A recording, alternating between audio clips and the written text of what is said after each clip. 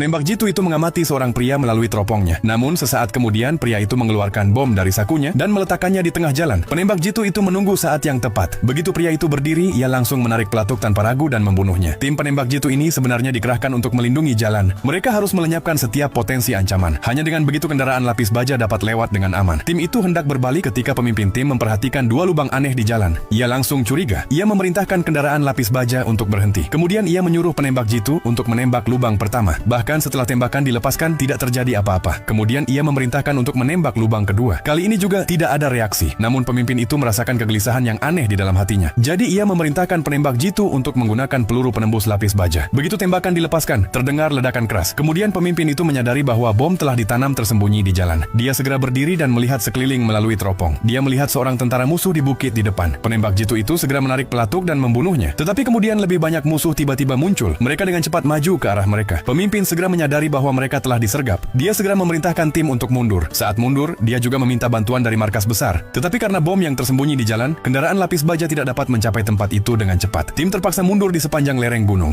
Tetapi musuh terus mengejar mereka. Tepat saat itu, seorang anggota tim melihat sebuah desa di dekatnya. Mereka memutuskan untuk mengambil posisi di sana. Tetapi begitu mereka memasuki desa, musuh melancarkan serangan sengit. Mereka tidak punya pilihan selain bersembunyi. Tepat saat itu, sebuah roket datang ke arah mereka. Roket itu membuat lubang besar di dinding. Tim penembak jitu segera bersembunyi di dalam lubang itu. Tiba-tiba seorang lelaki tua muncul di hadapan mereka. Saat pemimpin sedang menanyainya, sebuah granat mendarat di dekat kaki mereka. Tetapi lelaki tua itu sama sekali tidak panik. Ia dengan tenang mengambil granat dan melemparkannya kembali keluar. Tim penembak jitu tercengang. Lelaki tua itu memberi isyarat kepada mereka untuk bersembunyi di rumahnya. Tidak ada jalan keluar lain, jadi mereka segera masuk ke dalam. Di luar, musuh telah mengepung seluruh desa. Melihat keluar jendela, pemimpin tim melihat bahwa musuh berbalik. Suasana menjadi sangat tegang. Detik berikutnya, sebuah peluru menghantam dan meledak di dinding. Lelaki tua itu, tanpa gentar, berjalan keluar rumah. Tak lama kemudian, beberapa tembakan terdengar. Tim penembak jitu mengira lelaki tua itu telah terbunuh. Tetapi setelah beberapa saat, ia kembali masuk dengan tenang. Ia berkata semua musuh telah melarikan diri. Ketika tim penembak jitu pergi keluar untuk melihat, memang tidak ada musuh di sana. Setiap prajurit tampaknya tiba-tiba menghilang. Melihat ini, pemimpin tim mulai bertanya-tanya tentang identitas asli lelaki tua itu.